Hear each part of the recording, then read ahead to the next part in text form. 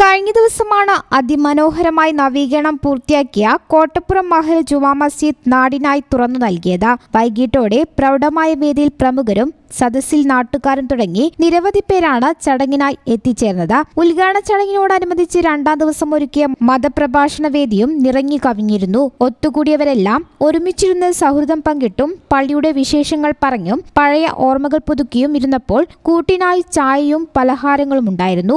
ഇത്രയും ആളുകൾക്ക് ചായയും പലഹാരവും എത്തിച്ചത് നാട്ടുകാരൻ കൂടിയായ വെസ്റ്റേൺ പ്രഭാകരനാണ്. വളാഞ്ചേരിയുടെ മതസൗഹാർദ്ദവും മാനവികതയും എല്ലാവരിലും എത്തിച്ച വേദിയായി അങ്ങനെ ചടങ്ങ് മാറുകയായിരുന്നു. പ്രബേട്ടൻ എന്ന് വളാഞ്ചേരിക്കാർ വിളിക്കുന്ന വെസ്റ്റേൺ പ്രഭാകരന്റെ പ്രവൃത്തിയിൽ സന്തോഷം തോന്നിയ മതപ്രഭാഷകനായ ഓണംപിള്ളി മുഹമ്മദ് ഫൈസി ഇതുതന്നെയാണ് ഈ നാടിന്റെ വലിപ്പമെന്നാണ് പ്രഭാഷണത്തിനിടെ പറഞ്ഞത്.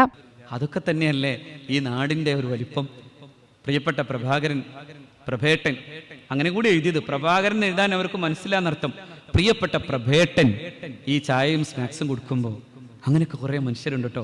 മതപ്രഭാഷണ ചടങ്ങിനിടയിൽ വിതരണം ചെയ്ത ചായയും പലഹാരവും മനസ്സു നിറഞ്ഞാണ് എല്ലാവരും കഴിച്ചത്. മസ്ജിദിന്റെ ഉദ്ഘാടന വേദി ഒരു മതത്തിൽ അധിഷ്ഠിതമായി നിൽക്കാതെ നാടിന്റെ ഉത്സവമാക്കി മാറ്റാൻ ഇത്തരത്തിൽ ഏറെ പേരാണ് പ്രത്യക്ഷമായും പരോക്ഷമായും നിന്നത്. 3.5 പതിറ്റാണ്ടോളമായി റമദാൻ വ്രതമനുഷ്ഠിക്കുന്ന വ്യക്തിയാണ് പ്രഭാകരേട്ടൻ ഒരുക്കുന്ന നോമ്പുതുറയും സൗഹൃദ വിരുന്നും വളാഞ്ചേരിയുടെ പതിവ് കാഴ്ചയാണ്. ജീവകാരുണ്യ പ്രവർത്തനങ്ങൾക്കായി ആരംഭിച്ച വളാഞ്ചേരി ആസ്ഥാനമായുള്ള ചെഗുവേര കൾച്ചറൽ ആൻഡ് വെൽഫെയർ ഫോറത്തിന്റെ ചീഫ് കോർഡിനേറ്റർ കൂടിയാണ് വെസ്റ്റേൺ പ്രഭാകരൻ.